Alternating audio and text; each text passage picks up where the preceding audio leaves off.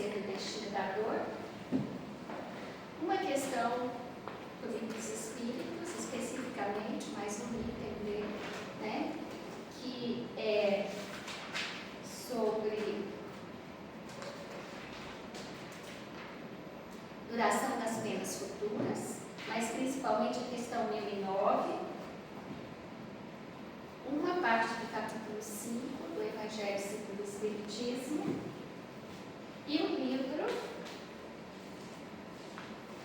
Pensamento e Vida do Emmanuel. Vai ser estudado, Sheila. Minha filha, a quem mais é dado, mais será cobrado.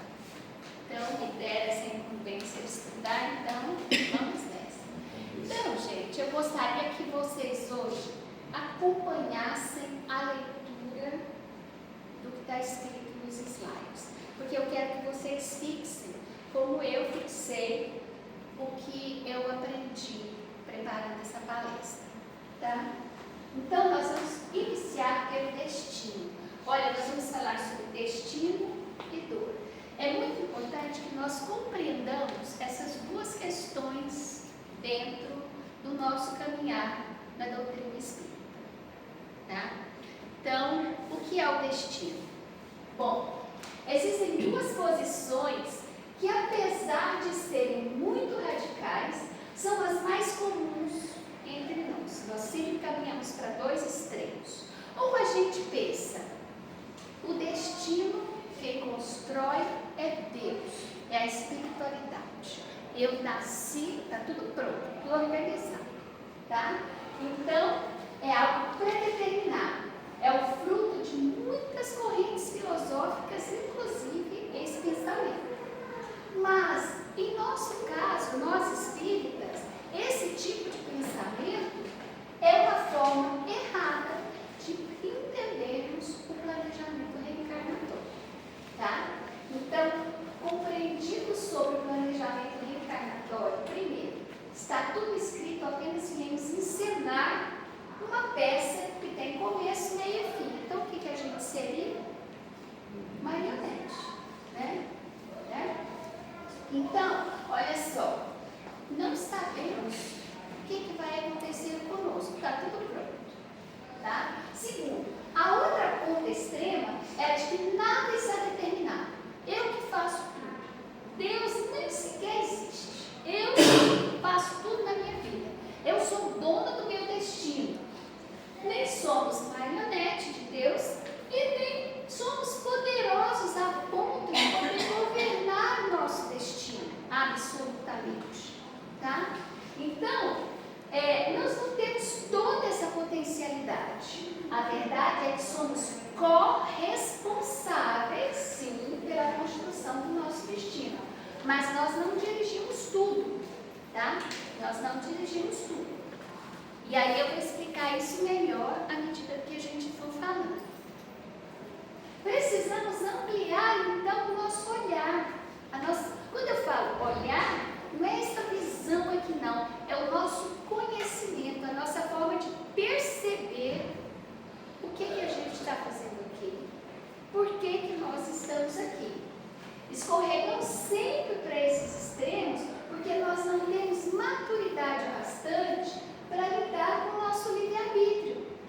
Então, é muito mais fácil eu sair dizendo que Deus é quem manda, ou que quem manda sou eu, né? Então, eu vou resolver essas questões. Então, nós temos muita dificuldade em nos aproximar dessa liberdade humana que Deus nos deu. De alguma forma, de algum lugar, ou seja, de algum lugar, eu digo, ao longo da nossa vida. Pensemos então, não seria muito estranho Deus ter nos criado apenas para compor uma cena? Tá, então ali, Ele que governa. Por outro lado, se eu controlo tudo, sou dono do meu destino, não é estranho que tantas coisas acontecem e eu não dou conta de lidar com elas, não tenho controle sobre elas? Então, a gente escorre para esses extremos por termos dificuldade de lidar com essa responsabilidade de sermos responsáveis por nossa própria liberdade junto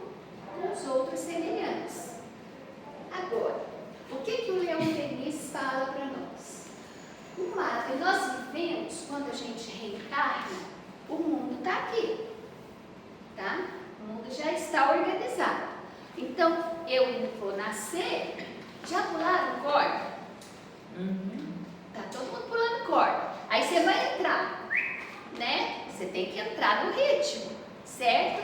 Então, é exatamente isso. Uma lei circular preside a evolução dos seres. Pensam nos planetas, sistema solar, todos os planetas, tá? Só que no nosso caso, não é só uma coisa redonda, circular apenas. Eu vou explicar.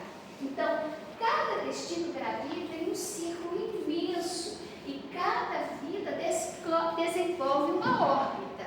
Então, eu estou aqui, está todo mundo pulando corda, eu entro, começo a pular também. Então, no universo, nós entramos no nosso planeta, quando eu reencarno, eu começo a compor essa gravidade, esse sistema, essa energia. Toda ascensão humana divide-se em ciclos, não é assim? Infância, adolescência, maturidade, velhice, volta. Então, como eu falei para vocês, nós estamos gravitando, só que nós não estamos gravitando só em círculo. Nós estamos gravitando em círculo, mas em espiral, tá? Então, eu nasci,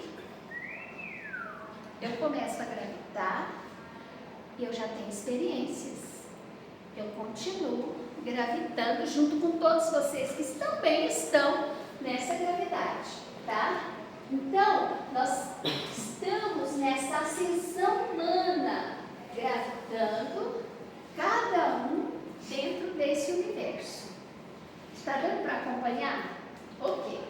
A nossa biografia, ou seja, a minha história de vida, a sua história de vida, a nossa história de vida é construída junto, tá? Como eu falei para vocês em palestras anteriores, falaram, gente, eu tô aqui porque hoje é o dia de eu estar mesmo, tá?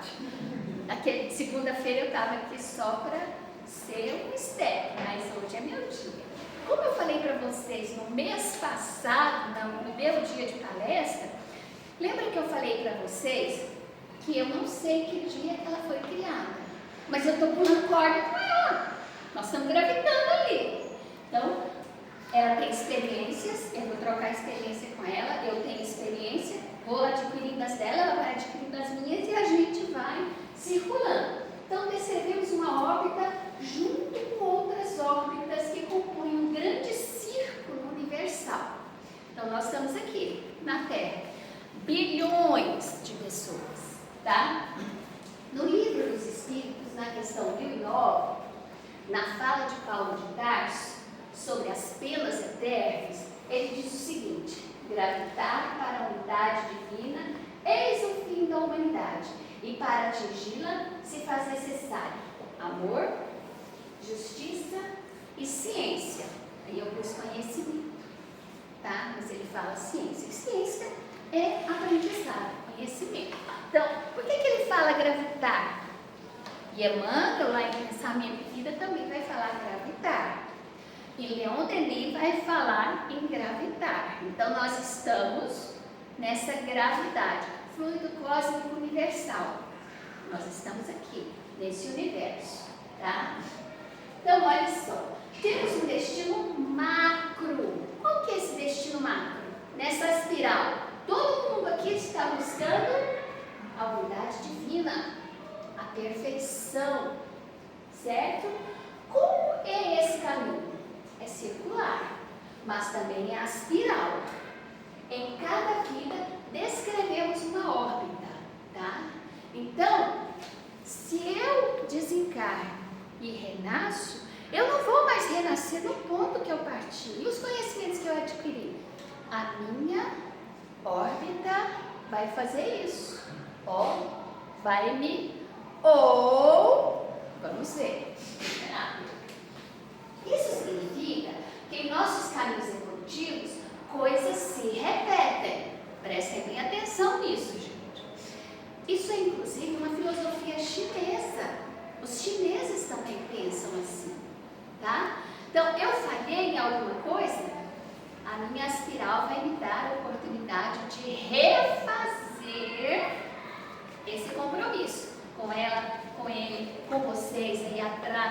Nós vamos nos encontrar de novo. Oi! Já viu roda gigante? Não.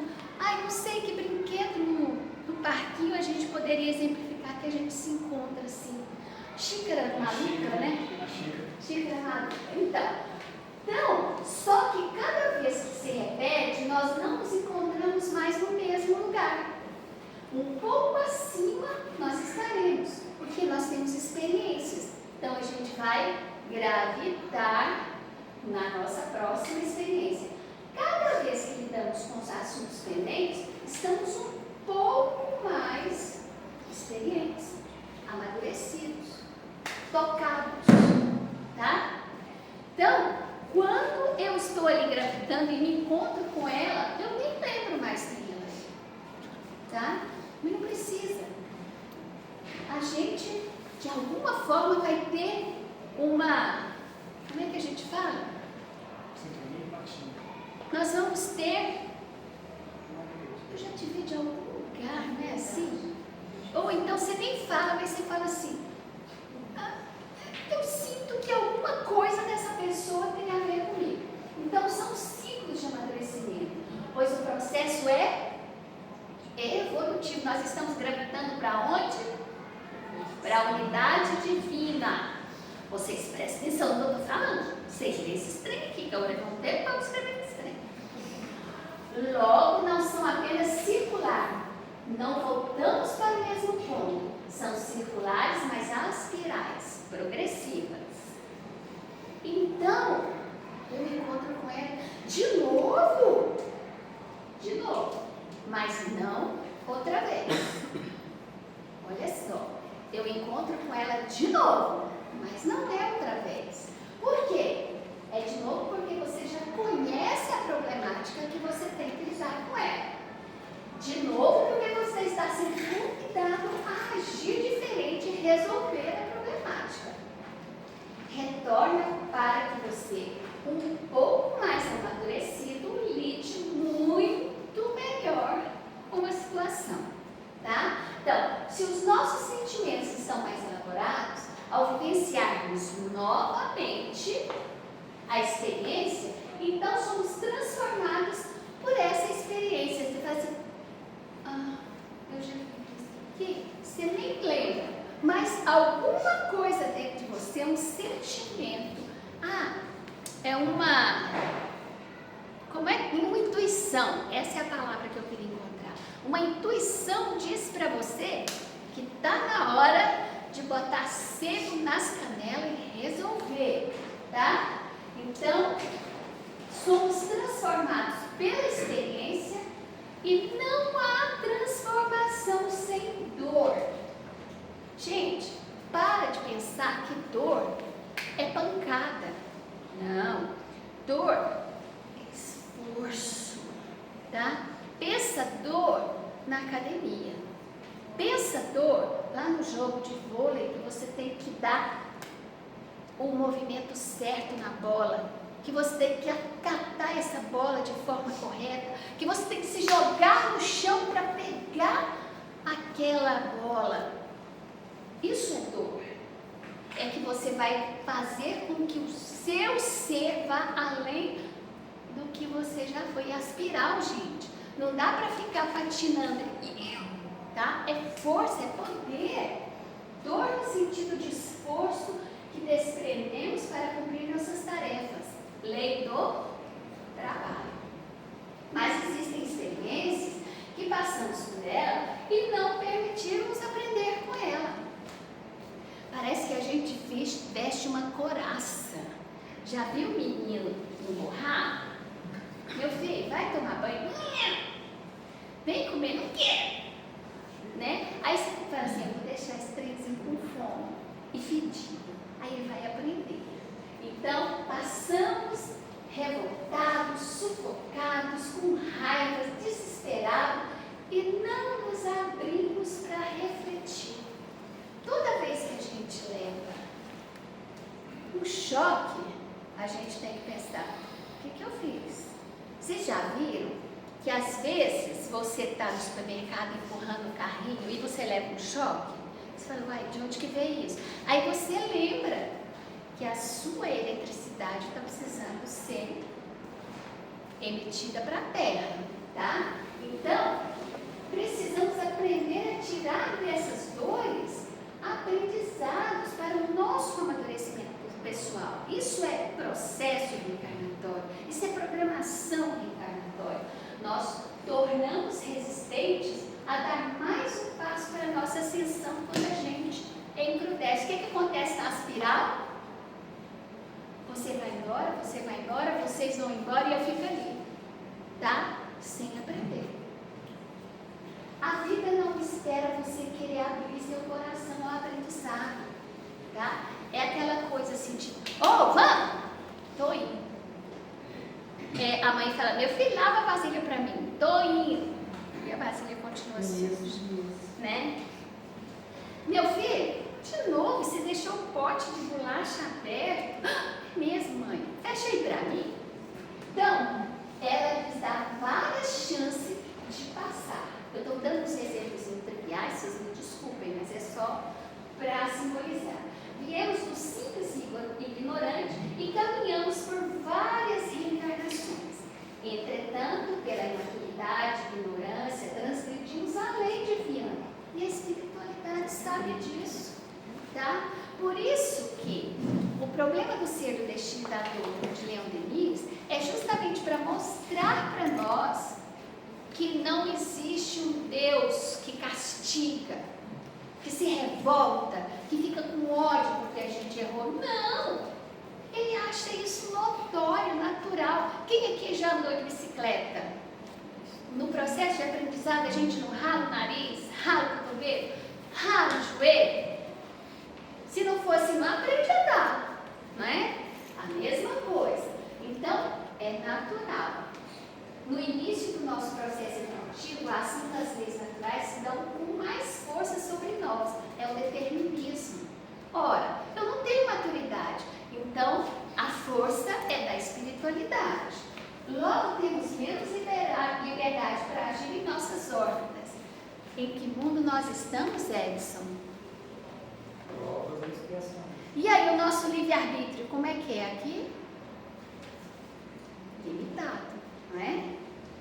Limitado. Nós temos livre-arbítrio ou não temos, João? Temos. Mas não é um livre-arbítrio, né? É um livre-arbítrio, tá? Então, quanto mais evoluímos, mais liberdade moral adquirimos para decidir nossas ações, tá? É assim que se dá o processo reencarnatório. O determinismo natural se retrai e nosso livre-arbítrio toma conta do nosso proceder. Tá? Então, vocês estão entendendo dor, destino? Como é que se dá o processo? Leon Denis nos mostra que esses movimentos que fazemos na vida, circular e a espiral, em nossas órbitas, através de nossa vontade e pensamento, são movimentos o quê? Vocês estão entendendo? O que está acontecendo?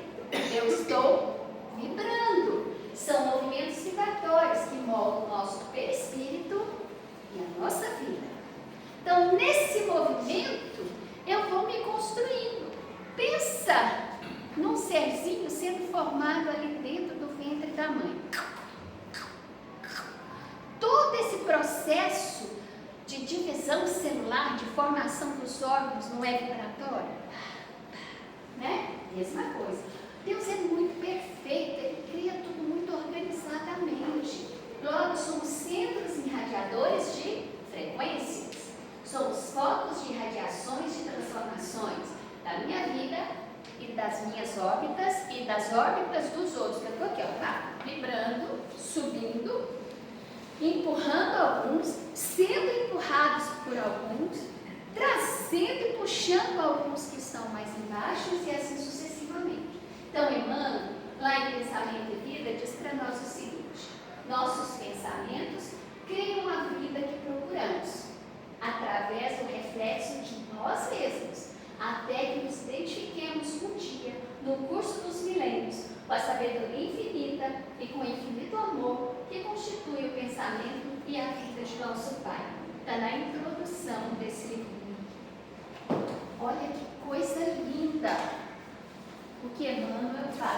volta só mais um pouquinho. Nossos pensamentos. Gente, pode passar. Viver é muito perigoso. Cuidado com o que a gente pensa. A gente pensa, a gente vibra. Estou falando isso para mim, tá, gente? Porque eu também sou perigosa. Estamos nessa grande jornada de levantarmos para a unidade divina. E como isso se dá? Percebendo ou não percebendo, acreditando ou não, somos um foco vibratório, não adianta. Você não está aqui por acaso, você não é um nada, você está aqui cooperando com essa vibração.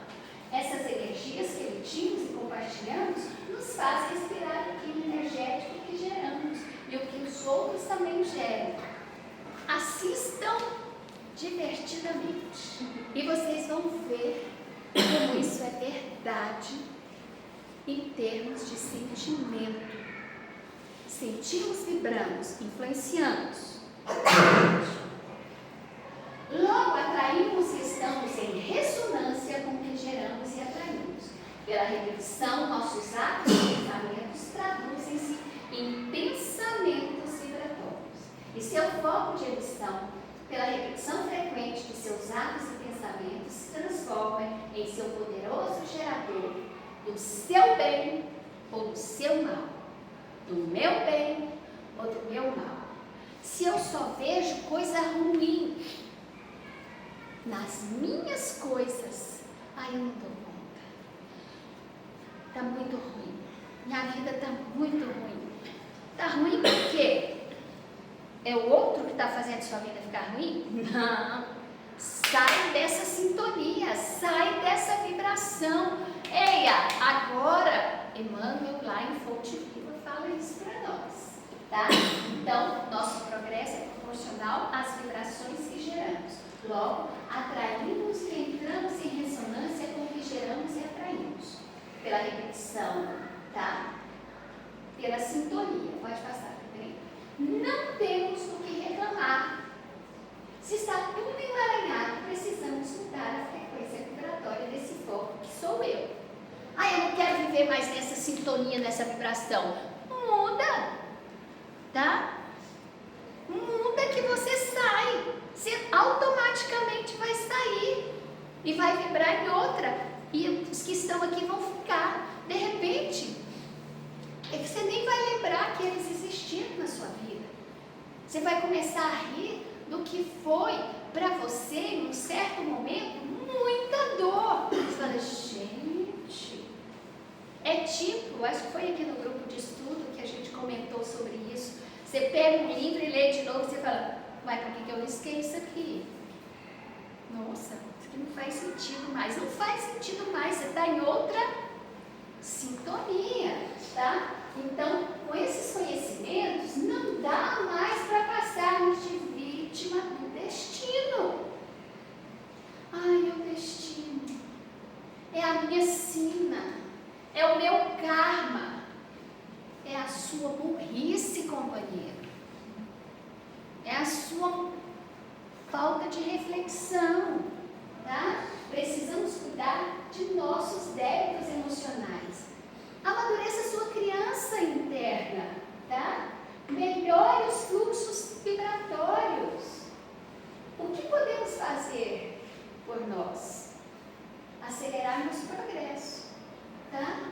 Entender que somos nós que estamos moldando o nosso destino, que somos nós que estamos criando a vida que temos e precisamos fazer higiene mental, cuidar do nosso corpo vibratório, cuidar do nosso coração, cuidar da nossa alma, tá? Eu estou tão triste, tão deprimida, tão rir. Entra lá na internet, procura alguma coisa para você rir, que aí você espanta, se estiver vibrando ali ao seu redor um monte de depressivos, eles vão cair fora, tá? Pensamento e vontade são duas faculdades espirituais entrelaçadas. Eu penso porque eu tenho vontade. Você fala assim, lembra do que eu falei? Eu estou com sede. Mas eu não vou buscar água, eu estou com preguiça. Eu vou ficar com sede. Seus rins vão piorar. A vontade é inquieta.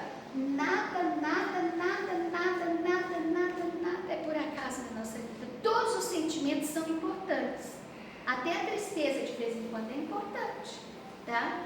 Então, a vontade é aquele sentimento que inquieta a gente para o futuro, nos liga ao sentido de existência, de andar para frente.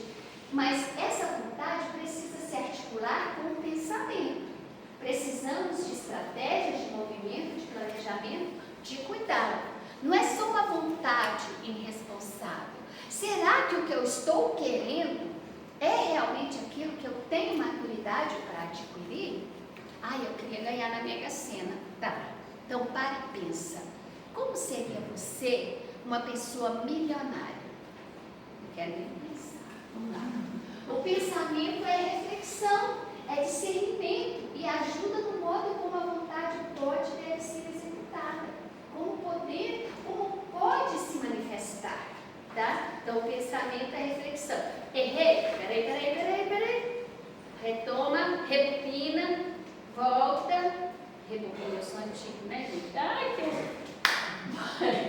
Nossa liberdade não é algo que vem pronto, como dissemos no início, tá? A gente não nasce pronto. Nós nascemos o quê, gente? Ai, graças a Deus, temos diversidade. Nós vamos conquistando âmbitos de libertação, conforme os nossos sentimentos vão sendo civilizados. Aqui, civilizado é no sentido de compreender que a minha liberdade está em relação com outras liberdades, tá? Se eu jogar o lixo no chão, eu não estou sujando o outro, eu estou sujando a mim mesma. Vamos criando âmbitos de ação para que a nossa liberdade nos faça caminhar para frente, para mais discernimento e maturidade. Quanto mais maduros, mais podemos tomar decisões profundas e de maior impacto em nossa vida. Então, a quem mais é dado, mais será cobrado. Eu estou na minha aspiral, vibrando, caminhando, pensando em nosso planejamento encarnatório. Nunca é grande nossa liberdade para escolher, nesse momento onde nós estamos nesse mundo. Não temos ainda um amadurecimento emocional para escolhas de grandes dimensões. Tá claro? Nosso âmbito de livre-arbítrio varia de acordo com o nosso amadurecimento emocional. Ou seja, o uso de nossa vontade, desejo e pensamentos. Mas já somos seres constituídos de consciência e livre-arbítrio, o que para nós é doloroso.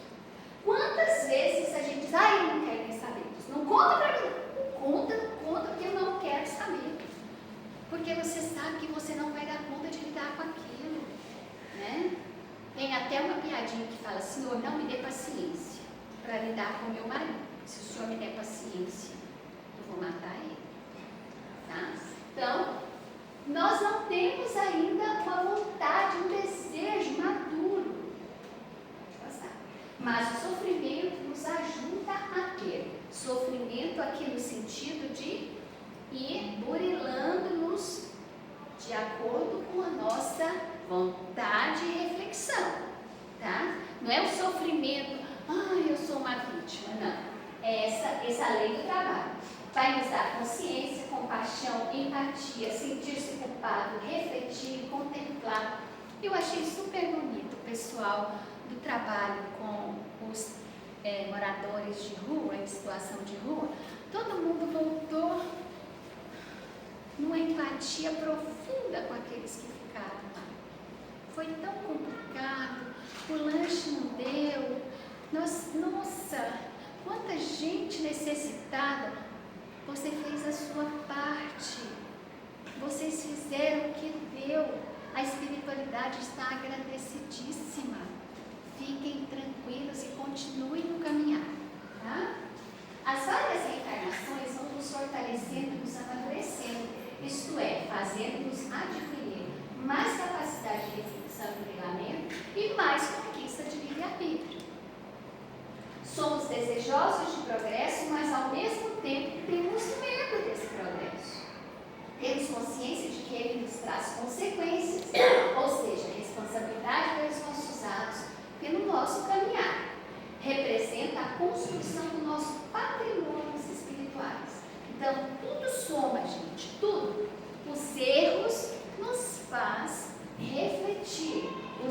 acertos nos impulsiona. Os deslizes nos faz ir com mais cautela, tá? Então, e a dor?